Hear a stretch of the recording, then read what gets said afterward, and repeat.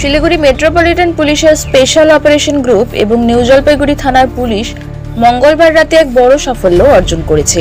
গোপন সূত্রে খবর পেয়ে শিলিগুড়ি কাওয়াখালী বিশ্ব বাংলা শিল্পী হাটের কাছে অভিযান চালিয়ে ব্রাউন সুগারের বড় চালান সহ 2 যুবককে গ্রেপ্তার করা হয়েছে। পুলিশ সূত্রে জানা যায়, অভিযুক্তরা মোটর বাইক করে 700 গ্রাম ব্রাউন সুগার ও 1.5 লক্ষাধিক টাকা নিয়ে শিলিগুড়ি শহরের দিকেই আসছিল। গোপন তথ্যের ভিত্তিতে পুলিশ দ্রুত অভিযান চালায় এবং ওই 2 যুবককে আটক করে। ধৃতদের নাম আক্তার শেখ এবং সাপু শেখ। তারা মালদার কালিয়াচকের বাসিন্দা। নিউ জলপাইগুড়ি এলাকায় ব্রাউন সুগার সরবরাহ করার উদ্দেশ্যে তারা আসছিল বলে পুলিশ জানিয়েছে। বুধবার ধৃতদের জলপাইগুড়ি আদালতে পেশ করা হয়। পুলিশ তাদের বিরুদ্ধে মাদক ব্যবসার অভিযোগে মামলা দায়ের করেছে।